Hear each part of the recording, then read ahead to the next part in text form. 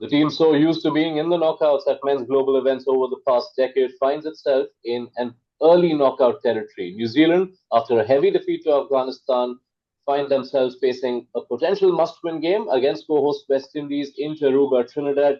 We will delve to that game with Mitch McClenaghan on Maruti Suzuki Arena presents ESPN Cricinfo Timeout, powered by Dish TV Watcher. Mitch, good to see you. New Zealand, they've had some time to regroup after that defeat to Afghanistan.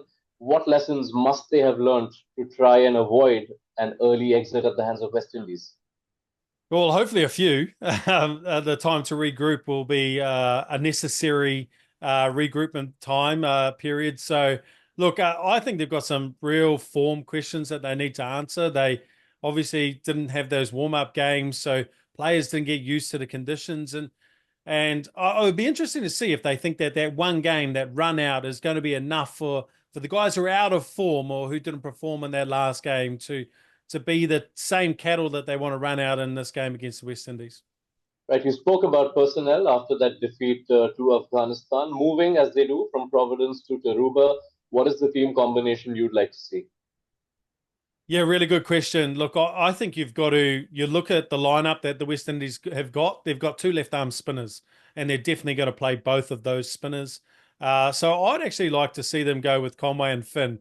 I know Finn didn't do too much wrong. Yes, he got a first baller, and Conway looked out of nick, but I think Conway's your only real keeper in that lineup. So I think he's got to play. You've got to back him in with his experience. But I think Rachin Ravindra has to come in. I think he is a very good player of spin. Akil Hussain has been phenomenal at the top with the new ball. And I like having two left-handers at the top against Akil Hussain. And if Alzari Joseph bowls from the other end, well, Rachin Ravindra has faced him. He's faced 6 balls. He's scored 10 runs. He's struck at 160. He hit his first ball off him for 6. So in the IPL this year in the first game. So I think he'll be ready for this challenge, and I think that would be the change I'd make. And I'd also like to see them bring Sodhi in.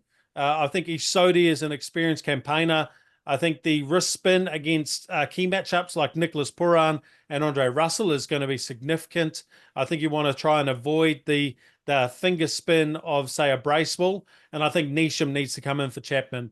I think you've got to put yourself in a position where if the West Indies get a big score, which can happen, it can dew up there and at Aruba. And I think if you are going to be chasing a big score, you need a power hitter. And Neesham is that. He just adds that little bit of extra oomph to your batting lineup. All right, we'll leave it at that and wish you well, Mitch McClenaghan. New Zealand in unfamiliar territory, but perhaps the comfort of finding a virtual knockout might find New Zealand help find their gears. Thank you so much, Mr. McClenaghan. Introducing the epic new Swift. Time to go swifting. Watcho app पे देखो एक OTT के दाम पे सारे OTT शान से। Watch